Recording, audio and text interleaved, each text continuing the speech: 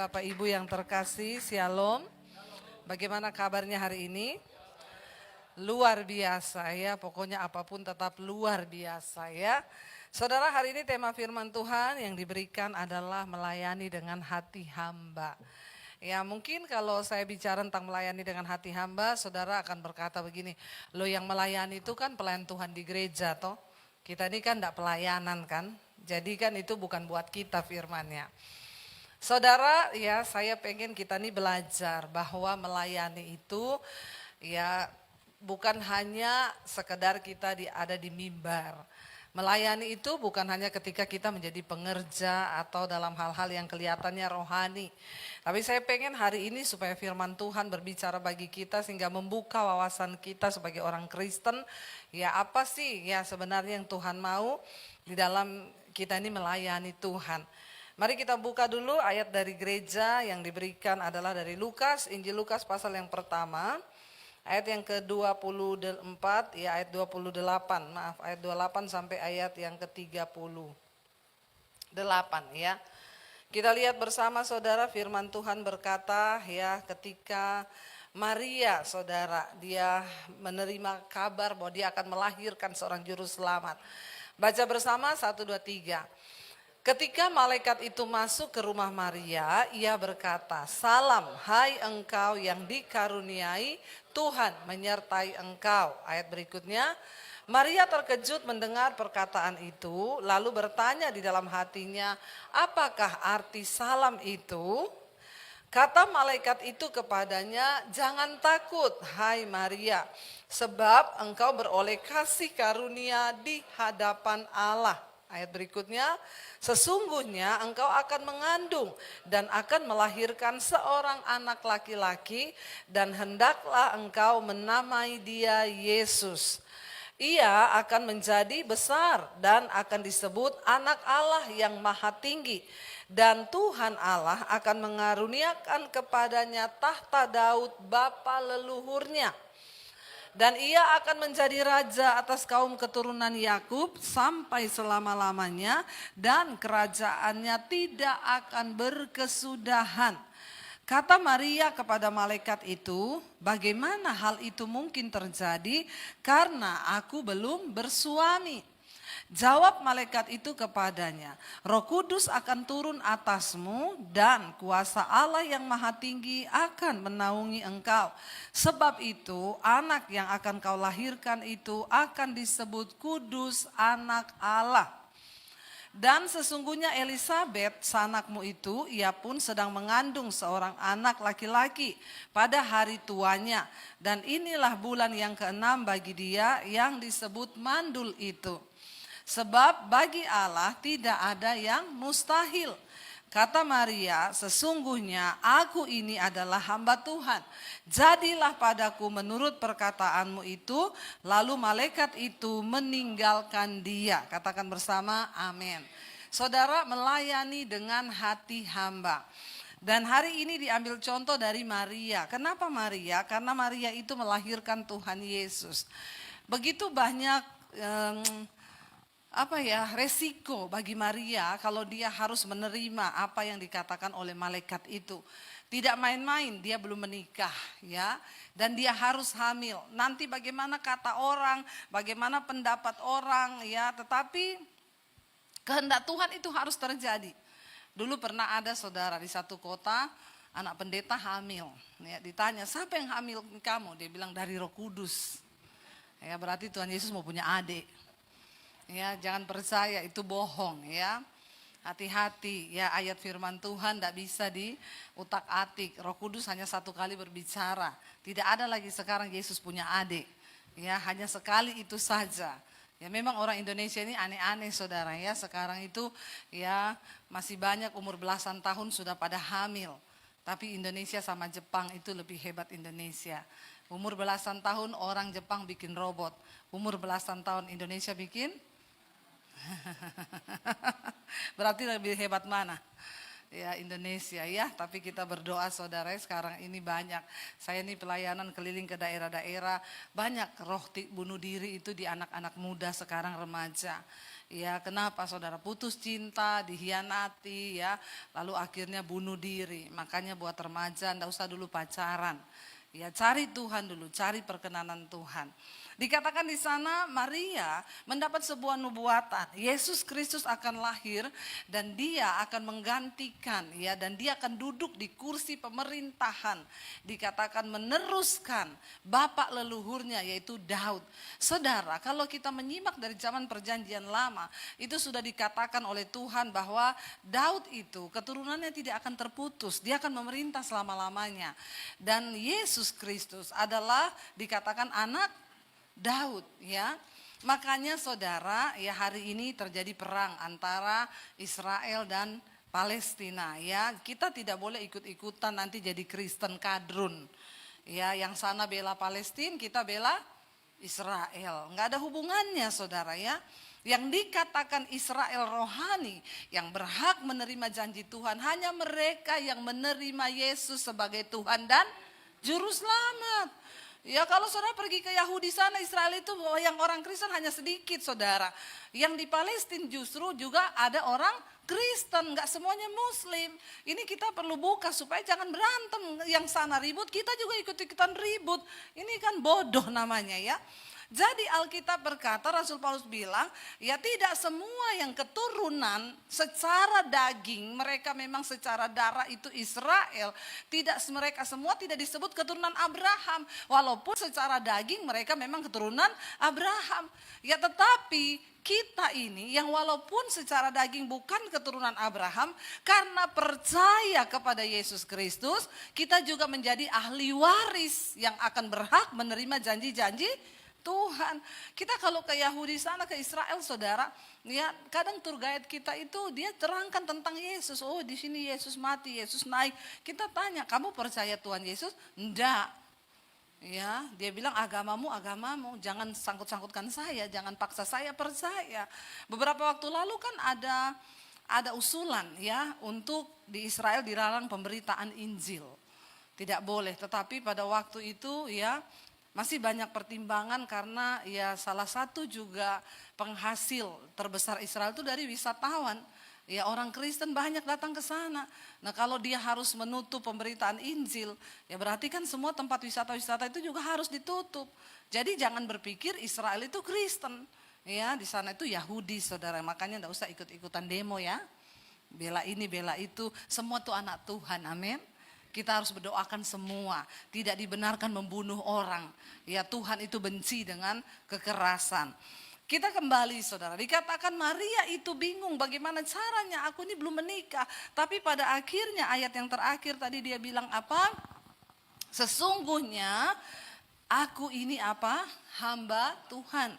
Jadilah padaku menurut perkataanmu itu. Lalu malaikat itu meninggalkan dia. Saudara saya mau tanya, menurut saudara hamba Tuhan itu siapa? Ya, hamba Tuhan itu definisinya apa? Orang yang taat kepada Tuhan. Itu disebut hamba Tuhan. Jadi ya bukan berdasarkan kartu jabatan, ya. Tidak menjadi jaminan seorang pendeta itu sudah pasti hamba Tuhan.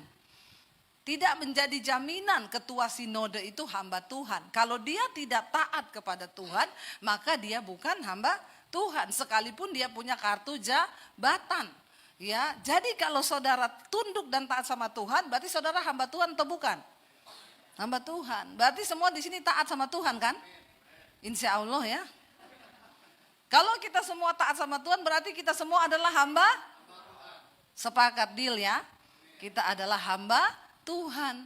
Sekarang kita mengerti, oh berarti kita semua ini hamba Tuhan. Artinya orang-orang yang taat kepada Tuhan. Nah hari ini temanya melayani ya dengan kerendahan hati, hati hamba. Hati hamba itu saudara. Saya pengen kita baca bersama yuk, sama-sama kita buka Matius 20. Ya kita lihat Matius 20 ayat 26 sampai ayat 28. Apa sih definisi dari melayani itu? Matius 20 ayat 26 sampai ayat 28. Yesus sedang memberitakan tentang, coba kita lihat dulu ya, Kalau di atas saudara nanti bisa baca sendirilah di rumah ya. Yesus berkata pada waktu itu orang murid-murid sedang berkata siapa yang terbesar. Kalau orang dunia ingin menjadi yang terbesar begini-begini. Yesus berkata ayat 26 begini saudara. Baca 1, 2, 3. Tidaklah demikian di antara kamu. Barang siapa ingin menjadi besar di antara kamu, hendaklah ia menjadi pelayanmu. Dan barang siapa ingin terkemuka di antara kamu, menjadi terkemuka, hendaklah ia menjadi hambamu. Sama seperti anak manusia datang bukan untuk dilayani, melainkan untuk melayani dan untuk memberikan nyawanya menjadi tebusan bagi banyak orang. Saudara, Yesus berkata, hari ini kalau orang dunia itu berusaha menjadi yang terbaik, yang terkemuka, yang terbesar, oh dia itu harus mendapat kedudukan yang tinggi, punya jabatan. Tuhan bilang tidaklah demikian dengan kita, anak Tuhan. Amin. Barang siapa, Yesus berkata, ingin menjadi yang terbesar di antara kamu, ya maka dia haruslah menjadi apa? Pelayanmu. Ya, siapa yang mau jadi terbesar di sini? Maka saudara harus menjadi pelayan. Itu baru besar benar di mata Tuhan. Memang diperlukan kerendahan hati hamba untuk bisa menjadi pelayan. Ya, menjadi pelayan. Pak Iwan ini mungkin dia di perusahaannya dihormati banyak anak buah, tapi dia datang di gereja, ya dia melayani, ya. Jadi kadang saudara akan lihat Pak Iwan mungkin atur kursi atau apa dan selain sebagainya, ngasih saya minum ya. Tapi ini saya belum ada minum loh Pak. Ya bercanda Pak. Jadi saudara ya itu namanya menjadi yang terbesar. Tuhan bilang barang siapa ingin menjadi yang terbesar di antara kamu, dia harus menjadi pelayanmu. Bapak Ibu, berarti kita di sini semua terpanggil untuk melayani Tuhan. Melayani Tuhan bukan hanya berdiri di gereja. Yesus berkata, belajarlah dari Kristus. Dia datang bukan untuk dilayani, tetapi untuk melayani. Ya, Yesus datang untuk melayani. Lalu kita melayani di mana, Bu Dewi? Ya, di gereja dimulai dari pertama yaitu di dalam keluarga. Amin. Ya, buat apa kita di mimbar gereja hebat, padahal di keluarga berantakan. Bapak Ibu, mari kita menanggalkan ego dalam keluarga. Ya, contoh saling melayani. Jangan di rumah itu hanya main perintah. Ya, kadang-kadang bapak-bapak suka duduk aja di meja, ambilin teh, ambilin piring, ambilin ini, ambilin itu, ambilin ini. Belajar menjadi yang terkecil dulu, dimulai di dalam keluarga. Ya, ini karakter loh Bapak Ibu. Saya nih ngomong nggak muluk-muluk. Kita nggak usah ngomong yang hal-hal, semua dimulai dari dalam keluarga. Nggak bisa kita menjadi sesuatu yang wah kalau di dalam rumah saja kita tidak menjadi yang wah. Kenapa? Kalau di luar kelihatan wah, di rumah begini, itu namanya pencitraan. Buat apa? Ya, mari kita mulai dari dalam dulu. Ya, menjadi berkat, saling mendahului dalam memberi hormat. Ya, suami, istri, anak-anak kita belajar saling melayani. Ya, di rumah bukan hanya jadi bos. Tapi enggak apa-apa kita merendahkan diri.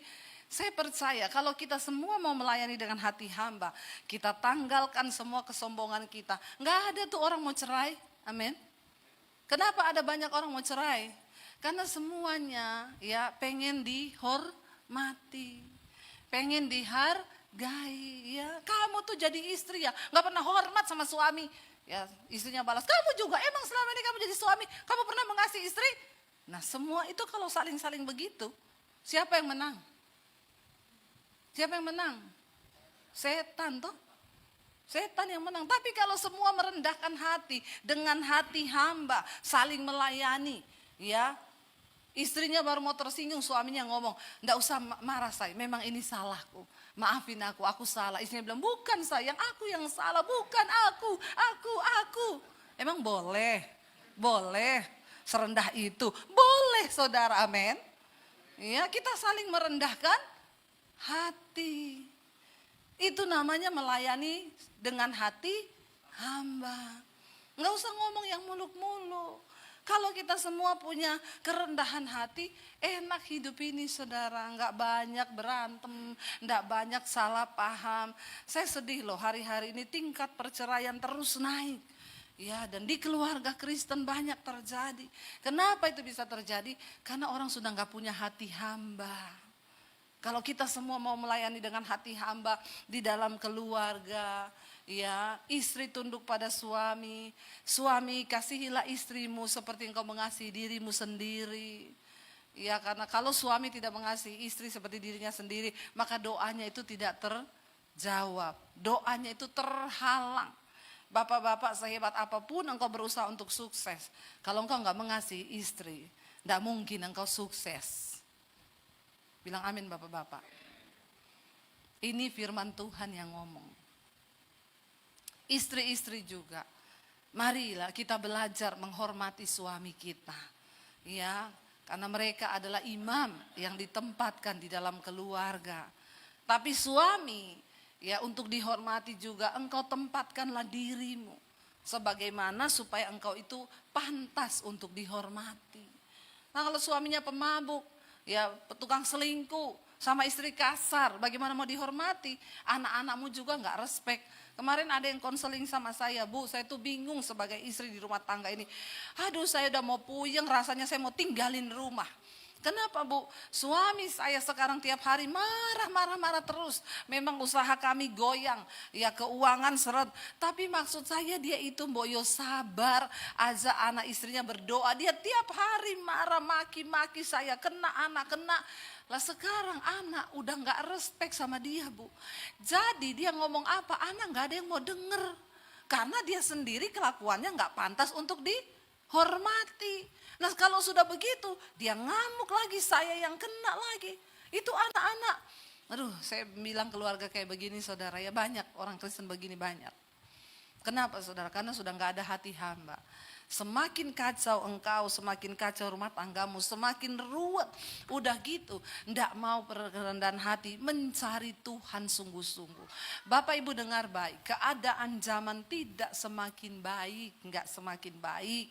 Saya bukan tipe pendeta yang mau tenang-tenangkan saudara. Saya bicara tentang firman Tuhan. Alkitab bilang keadaan di akhir zaman akan datang masa-masa yang sukar. Ya, sukar. Ini aja mulai terjadi kekeringan di beberapa tempat. Kenapa? Air hujan tidak turun.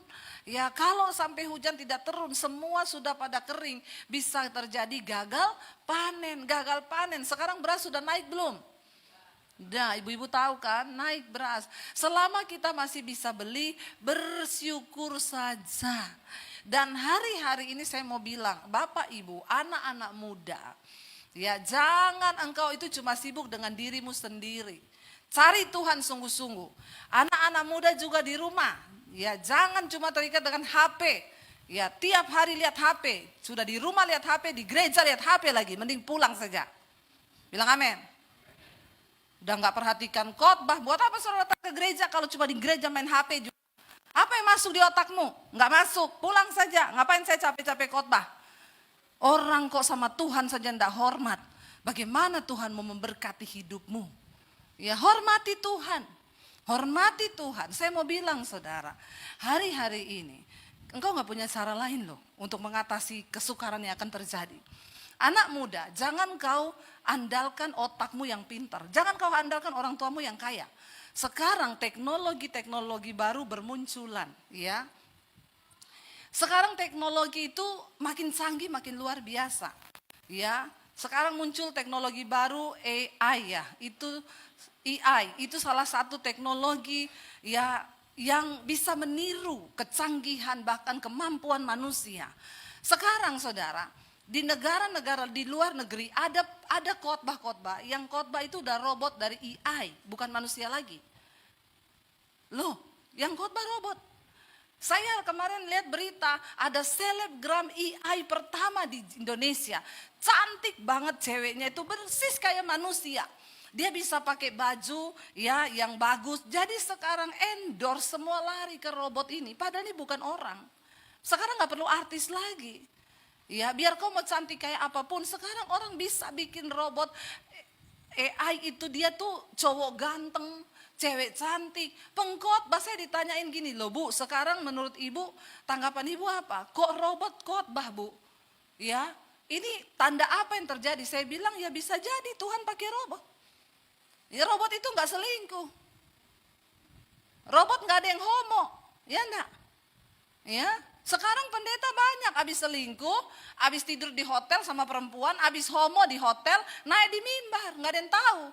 Malah bisa aja Tuhan pakai robot. Robot nggak selingkuh, robot nggak homo. Ya siapa tahu Tuhan bilang aja dia juga bisa pakai batu kok bisa bikin orang bertobat. Jangankan robot, keledai bisa dipakai Tuhan untuk bicara kepada Bileam. Apa yang nggak mungkin? Ya justru kita nih sekarang hamba-hamba Tuhan bercermin. Kalau sampai robot yang khotbah, bisa nggak orang dijamah Tuhan karena robot khotbah? Bisa. Yang itu dia sampaikan apa? Firman Tuhan kok. Ya, orang dijamah Tuhan tuh bukan karena siapa yang khotbah, tapi dia buka hati apa enggak. Biar Benny Hinn yang khotbah di sini, kalau saudara cuma main HP, saudara mau dapat apa? Ngapain, saya tuh bingung ya, orang kalau ke gereja cuma main HP, mending gak usah ke gereja saudara. Ya, bener. Tapi saudara, siapapun yang khotbah di sini, kalau kau buka hati, kau bisa dapat sesuatu enggak? Dapat. Jadi soal jamahan Tuhan itu bukan karena pengkhotbah. Soal hatimu sendiri itu loh. Kau mau buka hati enggak? Datang di gereja Tuhan, aku mau ibadah. 2 jam ini aku enggak mau main HP Tuhan. Aku mau dengar firman, aku mau tangkap sesuatu. Tuhan bicara lewat hamba Tuhan ini supaya aku dapat sesuatu. Engkau pasti dapat sesuatu karena kau buka hati bagi Tuhan. Saya bilang ya nggak ada yang mustahil Tuhan pakai robot khotbah. Saya sih oke aja. Ya bagus malah karena robot nggak selingkuh. Ya robot nggak homo.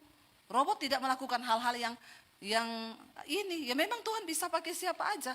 Jadi Bapak Ibu kita melihat kecanggihan teknologi sekarang begitu luar biasa. Bahkan ke depan beberapa tenaga manusia itu sudah akan digantikan oleh robot. Mulai dari pabrik, perbankan, semua hanya pakai sistem aplikasi. Mulai dikurang-kurangi nih manusia. Saudara bisa bayangkan kalau manusia ya kita ini sudah nggak ada lapangan pekerjaan. Nggak ada apa-apa lagi bisa kita lakukan. Sementara orang bertambah banyak. Makanya jangan sombong. Sekalipun kau pintar, jangan sombong. Tuhan akan menyertai orang yang berkenan pada Tuhan.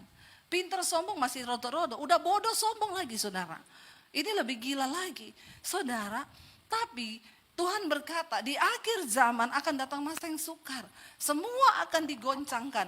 Tapi orang yang hidup benar, orang yang mengandalkan Tuhan, dia akan tetap melihat penyertaan dan tetap melihat campur tangan Tuhan di dalam kehidupannya. Amin. Itu yang kita pegang. Makanya hari ini jangan tawar-menawar melakukan firman. Ayo hidupi standar firman Tuhan. Jangan bikin standar sendiri saudara. Kita ini gak ada apa-apanya. Gak ada satupun kehebatan kita. Gak ada keahlian kita. Ya terlalu sombong kalau kita gak mencari Tuhan. Yesus berkata, memang kita ini semua terpanggil untuk melayani. Anak-anak muda di rumah, coba kau belajar atasi dirimu sendiri. Orang tua jangan salah didik anak. Suruh mereka bertanggung jawab dengan diri mereka sendiri. Jangan kita selalu manja mereka dengan cara-cara kita. Mereka akan jadi anak-anak yang tidak kuat bertempur hari-hari ini. Kita harus bekali loh. Cari Tuhan. Saya nasihati anak-anak saya. Dengar ya dek, akhir zaman ini masa yang sukar. Kalian benar-benar harus hidup takut Tuhan. Cari Tuhan sungguh-sungguh. Lalu saudara, kita akan lihat ya. Apa sih karakter orang yang melayani dengan hati hamba? Yang pertama itu taat. Maria berkata, Tuhan sesungguhnya aku ini hambamu. Karena itu jadilah padaku menurut apa yang Tuhan mau. Ketaatan itu mutlak saudara bagi setiap kita. Kita harus taat kepada Tuhan. Apapun yang Alkitab suruh lakukan, taat. Tidak usah bantah. Tuhan itu udah paling benar dalam hidup kita. Sekalipun berat, memang melakukan firman pasti berat. Tapi ketika kita mau berkata, Tuhan aku mau taat. Maka Tuhan pasti akan memberikan kita kemampuan dan kekuatan. Yang kedua saudara, ketika kita ini menjadi hamba, memiliki hati hamba, melayani dengan hati hamba, maka kita tidak memikirkan kepentingan kita. Tapi semua hanya demi kepentingan Tuhan. Dikatakan di sana saudara, kita lihat Galatia 1 ayat yang ke-10. Dikatakan di sana Galatia 1 ayat 10, jadi bagaimana sekarang? Adakah ku cari kesukaan manusia atau kesukaan Allah? Adakah ku coba berkenan kepada manusia?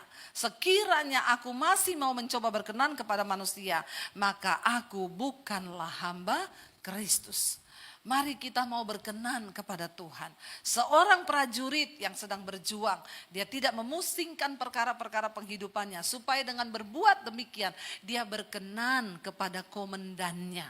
Saudara, mari kita hanya mencari perkenanan Tuhan. Memiliki hati hamba itu berarti hanya taat kepada kehendak Tuhan saja. Bukan kehendak kita lagi, tapi kehendak Tuhan. Seringkali melakukan kehendak Tuhan itu tidak gampang. Tapi waktu kita mau, maka Tuhan akan beri kita kemampuan. Maka Tuhan beri kita akan kekuatan untuk menjalani. Hidup ini bukan soal kita, tapi soal Tuhan. Hidup ini bukan soal apa yang saya mau, tapi apa yang Tuhan mau. Saya percaya kalau kita semua mau sungguh-sungguh saudara, ini jamnya memang benar nih saya tinggal 4 menit. Kayaknya salah ini jam ini ya. Salah apa benar ini Pak? Benar ya Pak ya? Benar ya? Saya sudah lama ya ngomong. Menurut saya belum loh ini. Tapi udah lihat ya.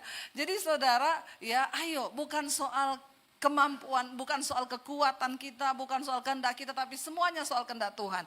Saya mau katakan hari-hari ini kita gak bisa main-main. Saya bersyukur dengan suami hari-hari ini kami keliling ke daerah-daerah saudara.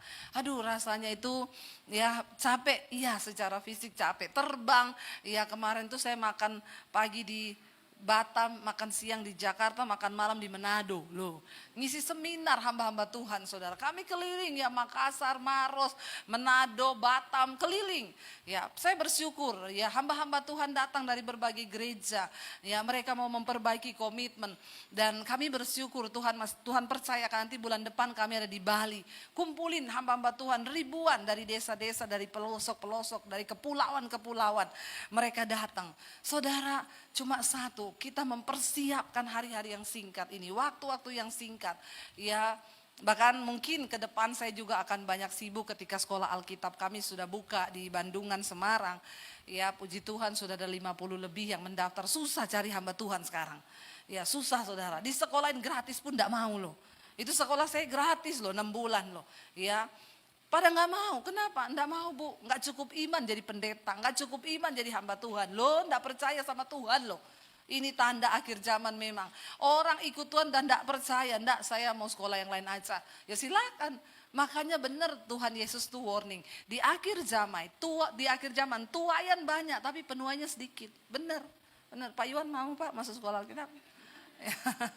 Saudara, kalau siapa tahu ada dari Jakarta loh ya, berdoa saudara punya teman, saudara punya saudara, tapi jangan bilang bu ini ponaan saya stres bu masukin di sana, saya tidak mau yang stres. Enak aja mau jadi hamba Tuhan dikirimi yang stres. Ya emang itu jadi hamba Tuhan apaan? Kasih yang terbaik dong, amin.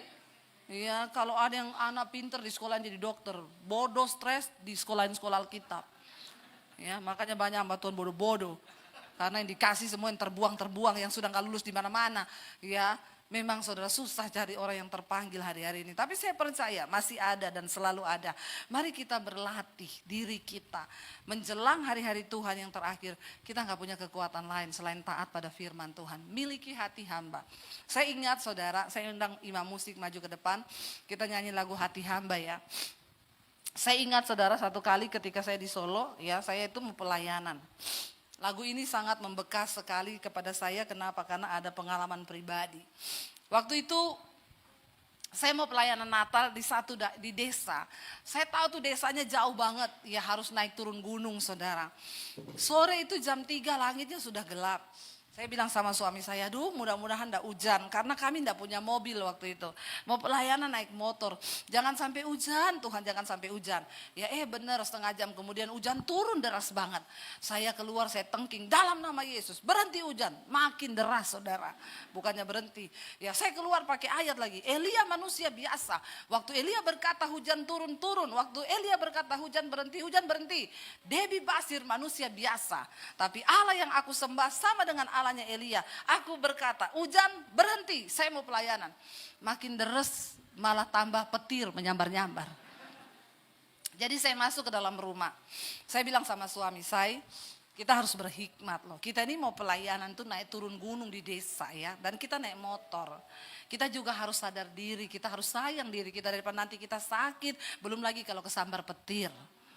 Jadi sebaiknya kita batalin ini pelayanan. Itu pelayanan di desa, panti asuhan. Jadi saudara bisa bayangkan amplopnya berapa? Pendeta juga manusia. Punya rasa, punya hati.